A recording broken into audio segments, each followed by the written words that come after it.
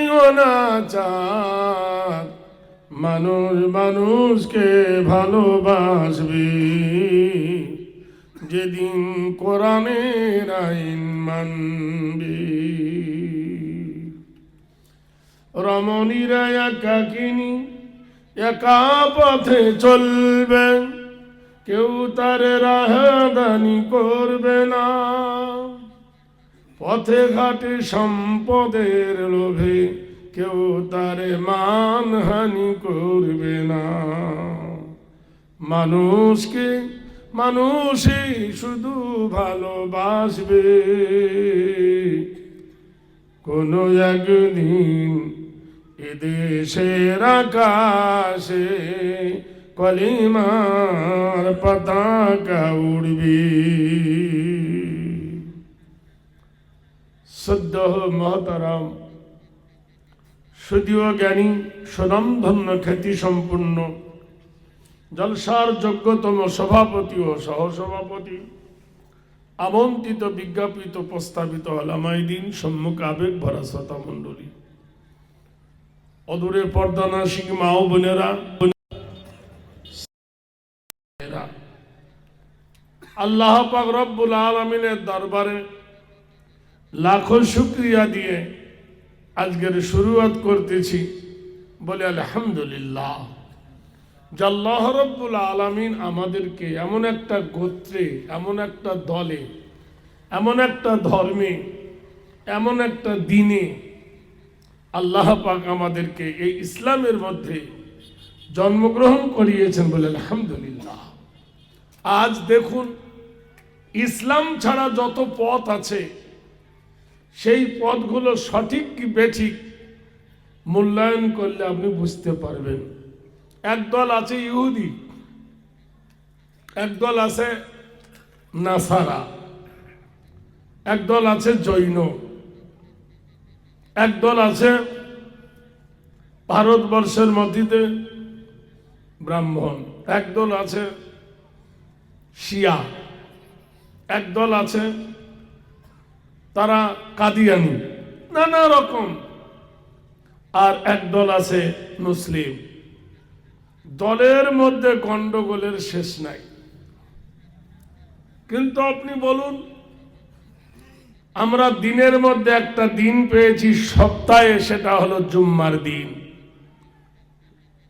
মাসের মধ্যে একটা মাস পেয়েছি, মাসটার নাম হলো মাহে রমাজান। রাতের মধ্যে একটা রাত পেয়েছি, তার নাম হলো লাইলাতুল কদর। কেতাবের মধ্যে একটা কেতাব পেয়েছি, কেতাবের নাম হলো কোরআনুল মাজিদ আল ফুরকানুল হামিদ।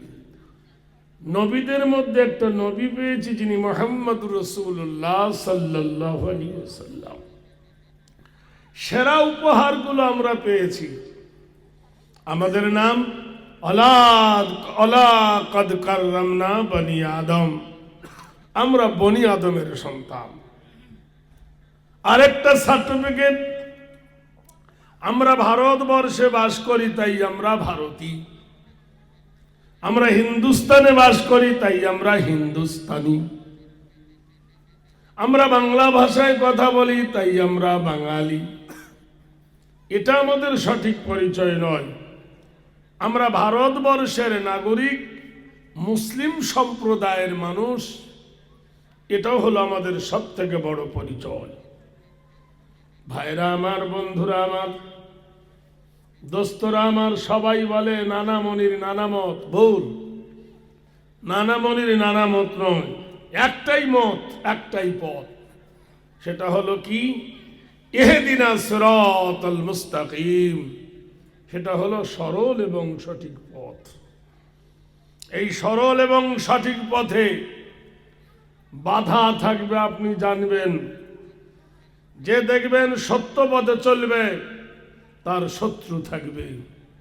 যে দেখবেন বেঈমান মুনাফিক, তাকে দেখে মানুষ ভয় করবে। যে দেখবেন ধনী হবে, তার পিছনে চোর লাগবে। যে দেখবেন ফকির হবে, চোর ওর ধারে বাড়ি যাবে না। যাবে? আপনারা বলুন। এই পৃথিবীতে যারা প্রতিষ্ঠিত হতে গেছে, তারা ঘাত প্রতিঘাত খেয়েছে। প্রাণের ভাইরা আমার, বন্ধুরা আমার, সারা বিশ্বের সমস্ত মানবের কল্যাণের জন্য আল্লাহ রাব্বুল আলামিন একটা কিতাব দিয়েছেন, যে কিতাবটার নাম হলো কোরআনুল মাজিদ আল ফুরকানিল হামিদ। পৃথিবীর কোন কিতাব কথা বলতে পারে না, উত্তর দিতে পারে না, প্রশ্নের জবাব দিতে পারে না। একটা কিতাব প্রশ্নের উত্তর দিতে পারে, জবাব দিতে পারে। সেই কিতাবটির নাম হলো কোরআনুল মাজিদ আল ফুরকানিল হামিদ। ভাইরা আমার, বন্ধুরা আমার, হাজার কিতাব আছে ভারতের মাটিতে, কোন কিতাবের দুশ্মন নাই, কোন কিতাবের শত্রু নাই। শুধু শত্রু কিসের? কোরআনুল মাজিদের। স্কুল আছে, কলেজ আছে, নার্সারি আছে, একাডেমি আছে, গির্জা আছে, মন্দির আছে, কোনো দুশ্মন নাই। দুশ্মন শুধু মসজিদের উপরে আর মাদ্রাসার উপরে। ভাইরা আমার, বন্ধুরা আমার, একটু তলিয়ে দেখুন, পৃথিবীর এত কিছু আছে, কারোর দুশ্মন নাই। এর দুশ্মন কেন? এটা তো জানেন, লোহার সোনা যদি এক দাম হতো, তাহলে রেল লাইনের লোহা কি থাকতো? রাতের বেলায় দা দিয়ে কেটে তুলে নিত রেল লাইন, যদি সোনার মতো দাম হতো। লোহার দাম আছে খুব কম, আর সোনার দাম খুব বেশি। এই জন্য সোনাকে মানুষ লুফে নেয়, লোহাকে অত লুফে নেয় না। ইসলামের ধর্মগ্রন্থ কোরআন সব থেকে দামি। এজন্য আপনি প্রশ্ন করুন, আমাদের দেশে SIR নিয়ে যে পাগল হয়েছে, বুঝতে পারছেন? পরিচয় জানতে চাইছে, তুমি ভারতের নাগরিক কিনা, তুমি ভারতের বাসিন্দা কিনা, তুমি ভারতের ব্যক্তি কিনা, তুমি স্বদেশী না বিদেশি কিনা। এই সব পরিচয় যাদের নেই আর যাদের আছে, নাম তো এক ধার থেকে বাদ দিয়েছে। যাদের নথিপত্র আছে জমা দিয়ে তারা প্রতিষ্ঠিত হবে, আর যাদের নেই তারা দিতে পারবে না। কিন্তু জমির দলিল দেখাতে হবে, তার বাপের সার্টিফিকেট দেখাতে হবে, ইত্যাদি ইত্যাদি ইত্যাদি। সামান্য ভারতবর্ষের নাগরিক হতে গিয়ে এতগুলো দলিল যদি তোমার লাগে, Aadhaar card, voter card, PAN card, Madhyamik certificate, admit card, ration card, গোষ্ঠী শুদ্ধ লাগছে। তা তুমি ধর্ম মানবে, ধর্মের দলিল দেখবে না যে কোন ধর্মটা সঠিক আর কোনটা বেঠিক। হ্যাঁ, জেনে রেখে দিন, জমি কিনতে গেলে যেমন দলিলের প্রয়োজন হয়, ধর্ম মানতে গেলে তেমন ধর্মের দলিলের প্রয়োজন হয়। মুসলমানদের ধর্মের দলিল হলো কোরআন। কোরআনকে যদি জিজ্ঞাসা করো, কোরআন তুমি কোন ধর্মের দলিল, কোরআন বলে দেবেন, ইন্নাদ-দীনা ইনদাল্লাহিল ইসলাম। আমার মনোনীত, আমার প্রিয়, পছন্দনীয় ধর্মের নাম হলো ইসলাম। সুবহানাল্লাহ বলুন। কোন ইসলাম? ইন্না ইল্লামান আতাল্লাহ বিকলবিন সালিম। নিশ্চয় শান্তি দেন একমাত্র ইসলাম। ইসলাম ছাড়া কেউ শান্তি দিতে পারে না। জিজ্ঞেস করো কোরআন, তোমার বাড়ি কোথায়, তোমার দেশ কোথায়, তোমার ঘর কোথায়? কোরআন বলে দেন, বাল হুয়া কুরআনুম মাজিদুন ফি লাওহিম মাহফুজ।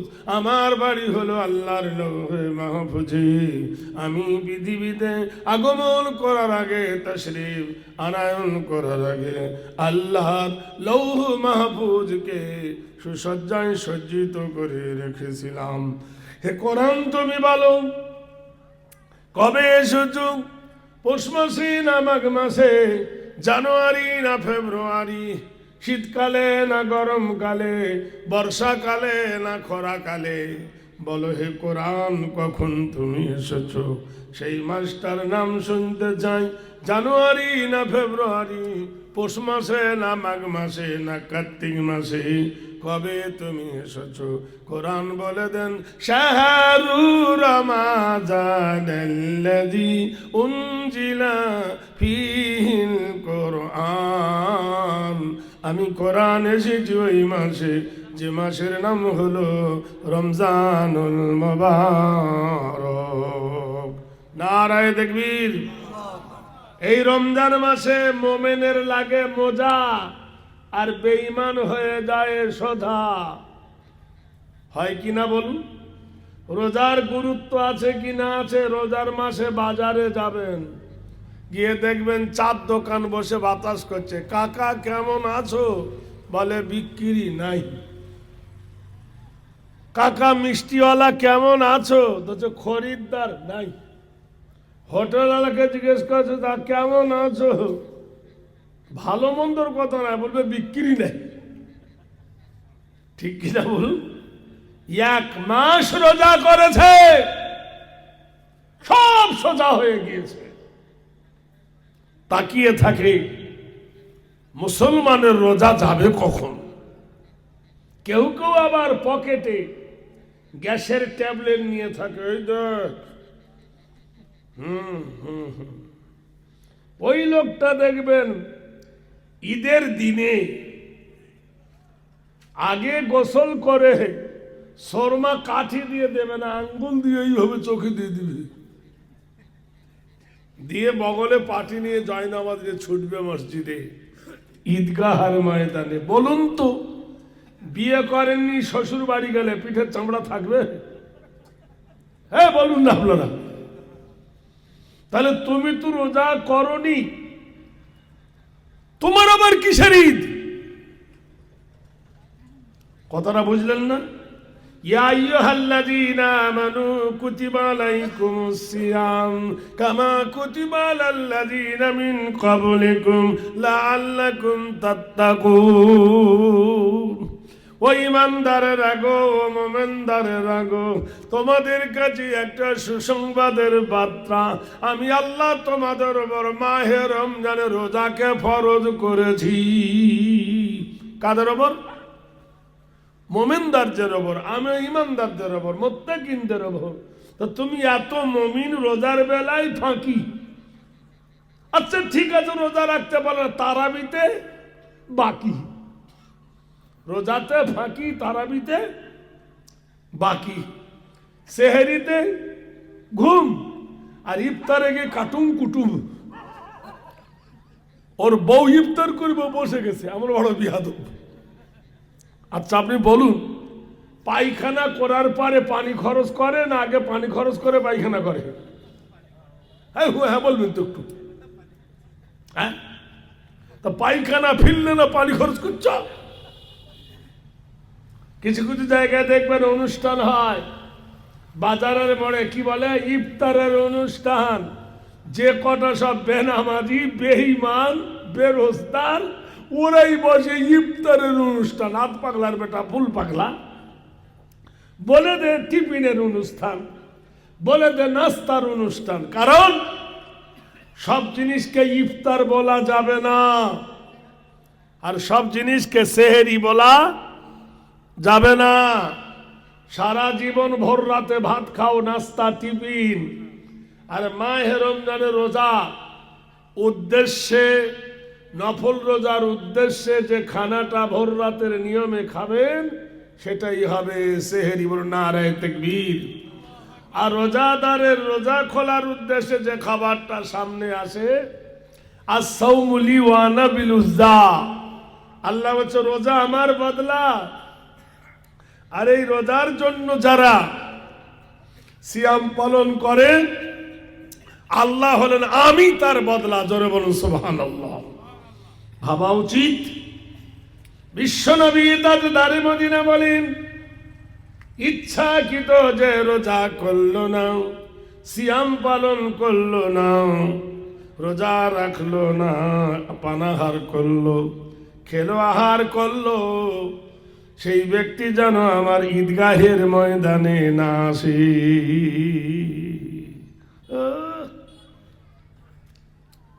যেখানে নবী জিজ্ঞেস করছে তুমি ইচ্ছাকৃত রোজা করলে না, রোজা পালন করলে না, আমার ঈদগাহের ময়দানে আসিও না, তো আগে গিয়ে লাইন কাতারে দাঁড়াবে।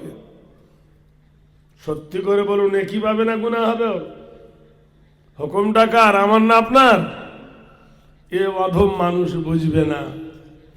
5 ওয়াক্ত নামাজ 1 ওয়াক্ত পড়ে না, ও জুম্মার দিন গিয়ে আতর মেখে বগলের সামনে দাঁড়িয়ে গেল। এরকম লোক আছে না? ভাইরা আমার, বন্ধুরা আমার, কোরআনকে জিজ্ঞাসা করো। কোরআন রাতের বেলা এসেছো, দিনের বেলা এসেছো। কোরআন বলে দেন ইন্না আনজালনাহু ফি লাইলাতিল কদরি, আমি কোরআন এসেছি ওই রাত্রিতে, সেটা হলো কদরের রাত্রি। কোরআনকে জিজ্ঞেস করা হলো, কোরআন কি জন্য তুমি এসেছো, তোমার উদ্দেশ্যটা কি? কোরআন একবার তুমি বলো। কোরআন বলে দেন ইখরুজু মিনাজ যুলুমাতি ইলান নূর, অন্ধকার থেকে মানুষকে টেনে এনে আলোর পথ দেখাবার জন্য আমি কোরআন এসেছি। কোরআনকে জিজ্ঞেস করো, কোরআন তোমাকে মানিলে কি হবে, না মানিলে কি হবে? কোরআন বলে দেন ফামান তাবিআ হুদায়া ফালা খাউফুন আলাইহিম ওয়ালা হুম ইয়াহজানুন, আমার তবে হয়ে যাও। কোরআন বলে আমার ইত্তেবা করো, তাহলে কোনো ভয় নাই, কোনো ডর নাই, সব থেকে নিরাপদ। ভাইরা আমার, বন্ধুরা আমার, জেনে রেখে দিন, এই কোরআন জানিয়ে দিয়েছেন, কোরআন আহ্বান করেছেন, কোরআন সারা পৃথিবীর মানবের জন্য বলেছেন ফামান তাবিআ হুদায়া ফালা খাউফুন আলাইহিম ওয়ালা হুম ইয়াহজানুন। কোরআনের তাবে হয়ে যাও, কোরআনের ইত্তেবা করো, তাহলে কোনো ভয় নাই, কোনো ডর নাই, সব থেকে তুমি নিরাপদ। ভাইরা আমার, বন্ধুরা আমার, এসো সোনার জীবন তৈরি করি, সোনার জীবন আমরা গড়ি। দেখো পৃথিবীর মাটিতে, পৃথিবীর সরজমিনে কে কে মানে তা মানে না মানুক, জেনে রেখে দিও ফাদখুলি ফি ইবাদি ওয়াদখুলি জান্নাতি। তুমি যদি আবেদা হও, তার বিনিময় আল্লাহ তোমাকে জান্নাত দান করবেন। আল্লাহ পাক জানিয়ে দিয়েছেন এই ভারতবর্ষের মাটিতে 4টে সব থেকে বড় মসজিদ। একটা মসজিদের নাম হলো মসজিদে আদিনা, মালদহর মাটিতে 34 নম্বর জাতীয় সড়কের ধারে 12 বিঘে জায়গার ওপরে মসজিদটা বানিয়েছিলেন জহিরুদ্দিন মোহাম্মদ। জেনে রেখে দিন, হে পৃথিবীর মানুষ, মালদাহার মাটিতে মসজিদটা যিনি বানিয়েছিলেন তার নাম হলো হোসেন শাহ। মসজিদের নাম দিয়েছিল মসজিদে আদিনা। ভারতবর্ষের মাটিতে 34 নম্বর জাতীয় সড়কের ধারে 8 বিঘা জায়গার উপর একটা মসজিদ বানিয়েছেন মুর্শিদাবাদের মাটিতে। মসজিদটার নাম হলো মসজিদে কাটরা। যিনি বানিয়েছিলেন তার নাম হলো মুর্শিদ কুলি খাঁ। আজ রয়ে গেছে মসজিদটা দিল্লির সরজমিনে 6 বিঘা জায়গার উপরে 22 ফুট উঁচু করে মসজিদ বানিয়েছিলেন, তার নাম হলো বাদশাহ শাহজাহান। আজও রয়ে গেছে দিল্লির মাটিতে। আর অযোধ্যার মাটিতে 52 একর সম্পত্তির উপরে একটা মসজিদ বানিয়েছিলেন জহিরুদ্দিন মোহাম্মদ বাবর, যার নাম হলো বাবরি, যে মসজিদটাকে শহীদ করে দেওয়া হয়েছে। কিন্তু ভারতের ইতিহাস দেখো, গুজব ছাড়া কোনো ইতিহাস নাই। সারা বিশ্বের যত দেশ আছে সব থেকে গুজবওয়ালা দেশ হলো ভারত। 1 নম্বর, শুধু গুজব, গুজব ছাড়া কিচ্ছু থাকে না। শুধু এর পিছনে ওর পিছনে, ওর পিছনে ওর পিছনে। ভাইরা আমার, বন্ধুরা আমার, জহিরুদ্দিন মোহাম্মদ বাবর শুধু ভারতের বাদশা ছিলেন না, পাকিস্তান, বাংলাদেশ, শ্রীলঙ্কা, ভারত, এত বড় বিশাল সাম্রাজ্যের বাদশা ছিলেন। লোকটা ছিল কেমন? ইতিহাস যিনি লিখেছেন, লেখকের নাম হলো, লেখকের নাম হলো রাইটার মরসি। তিনি একজন খ্রিস্টান। বইটার নাম দিয়েছে রুশ, ভারত, বাংলাদেশ। তিনি চরিত্র তুলে ধরেছেন, এক একজনের চরিত্র তুলে ধরেছেন, মাথা ঘুরে যাবে। মুসলমানদের চরিত্র ধরেছে এত সুন্দর করে যে জহিরুদ্দিন মোহাম্মদ বাবর তিনি কোরআনে হাফেজ ছিলেন। কি ছিলেন? কোরআনে ফজরের নামাজ পড়তেন তিনি। ফজরের নামাজের পরে জহিরুদ্দিন মোহাম্মদ বাবর 10 পারা কোরআন পড়তেন। সুবহানাল্লাহ বলুন। কপারা? 10 পারা কোরআন পড়ে তারপর তিনি নাস্তা করতেন। দেশ চালানোর পরে জোহরের নামাজ পড়তেন। জোহরের নামাজ পড়ে ওই জায়গায় বসে আবার 10 পারা কোরআন পড়ে তবে দুপুরের খানা খেতেন। এশার নামাজ পড়ার পর যাই নামাজে বসে 10 পারা কোরআন পড়তেন। তারপর খেয়ে ঘুমিয়ে যেতেন। রাত গভীরে তাহাজ্জুদের নামাজে দাঁড়িয়ে যেতেন। জহিরুদ্দিন মোহাম্মদ 2 রাকাত নামাজ পড়তেন। এত দীর্ঘ সেজদা, এত দীর্ঘ আয়ু রুকু করতেন যে 2 রাকাত নামাজ পড়তে পড়তে ফজরে রক্ত হয়ে যেত। সুবহানাল্লাহ বলুন। এই মানুষটা কোরআন এমন করে মানতেন, আপনাদের কি বিশ্বাস হয় তিনি কি মশলা জানতেন না? যে মান বানা লিল্লাহি মসজিদান ফাবানাল্লাহু লাহু বাইতান ফিল জান্নাহ, যারা আল্লাহর ঘর তৈরি করেন তার বিনিময়ে আল্লাহ জান্নাত দেবেন। যদি জান্নাতের আশায় জহিরুদ্দিন মোহাম্মদ বাবর যদি মসজিদ বানায়, ভারতবর্ষে কি জায়গা পায় নাই, ওই রামের মন্দির ভেঙে মসজিদ বানিয়েছে কি বিশ্বাস হয়? জোরে বলুন, জোরে বলুন। কোরআনে কোন জায়গায় আছে যে মন্দির ভেঙে মসজিদ তৈরি করো?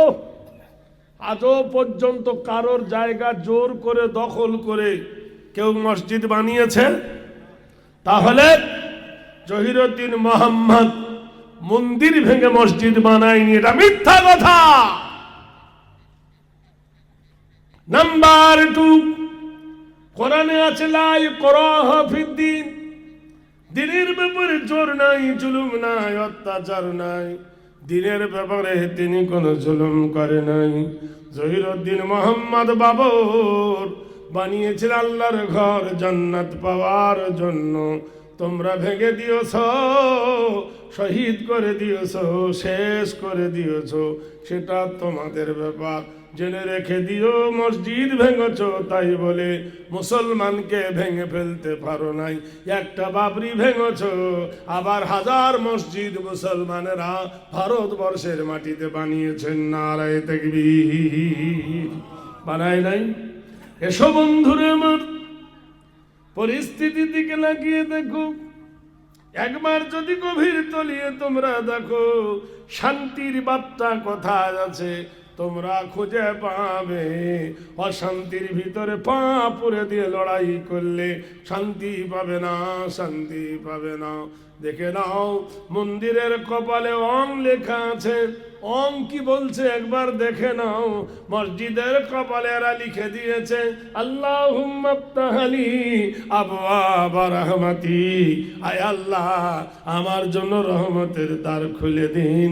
মন্দিরের কপালে লেখা ওম, ও নবব্রভণ্ড মালো, নীতি নৈতিত্ব মালো, কর্মস্থ মালো হেরি নাম, কল্যাং শুভ শান্তি জমিনি, কল্যাং সুদাহেরি নমস্তুকায়, কৃতিত বায়ন সুন্দরম, নীতি নৈতিত্ব সর্ব শান্তি বায় নম। ও আকাশের মালিক, আকাশের মালিক কে? জোরে বলুন। আমাদের মালিক কে? আচ্ছা সত্যি করে বলুন, আল্লাহ বড় না বউ বড়? কথা কেন বলেন? হ্যাঁ, আল্লাহ না বউ বড়? আল্লাহকে বেশি ভালোবাসি না বউকে বাসি? কথা কেন বলে না?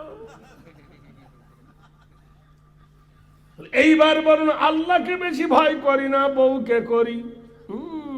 আর বলবে না। হ্যাঁ, মিথ্যা বলছেন? আপনি করেন আলহামদুলিল্লাহ। আরে আল্লাহকে দেখে ভয় করলে নামাজ কাজা করবে না, আল্লাহকে দেখে ভয় করলে সুদ খাবে না, আল্লাহকে দেখে ভয় করলে জমির আল ঠেলবে না, আল্লাহকে দেখে ভয় করলে মিথ্যা কথা বলবে না, আল্লাহকে দেখে ভয় করলে মানুষকে ঠকাবে না, আল্লাহকে দেখে ভয় করলে ওজনে কম বেশি করবে না। ওয়াকিমুল ওয়াজনা বিল কিসতি ওয়ালা তুকসিরুল মিজান, ওজনে কম বেশি করবে আল্লাহকে দেখে ভয় করলে। আল্লাহকে দেখে ভয় করলে সেই ব্যক্তি তো মদ খাবে না, তারি খাবে না, ঠিক কিনা বলুন? জোরে বলুন। কিন্তু আল্লাহকে দেখে ভয় করে কম, ভয় করে বউকে দেখে। কারণ বাজার থেকে বাড়ি আসে, বউ মোবাইল চেক করে, ইনকামিং কটা আউটগোয়িং কটা, ইরাকের যুদ্ধ লাগিয়ে দেয়।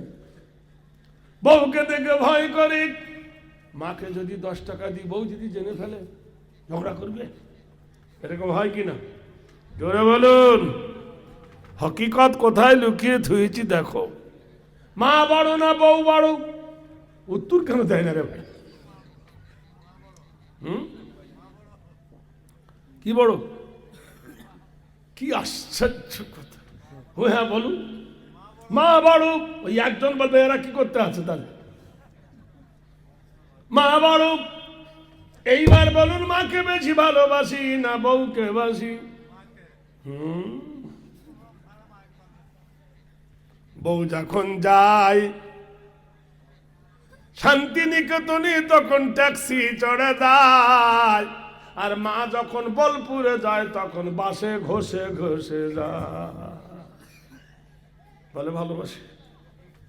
মা শোয় মাটিতে, বউ শোয় পাট খাটেতে। মার গায়ে 10 টাকার চাদর, বোর গায়ে হলো শাল। মার কানে চাঁদির দুল, বোর কানে সোনার ফুল। কত বছর কি দাও? মার গলা ফাঁকা, বোর গলায় 13 ভরি আঁকা। মা থাকে পল্লীতে, বউ থাকে টাউনেতে। এই থাকে কিনা? বউ কানে কানে বলে চাকরি পেয়েছ, তোমার পায়ে কাঁধা লাগবে, চলো শহরে চলে যাই। ছিল ডাউনে, চলে গেল কোথায়? টাউনে।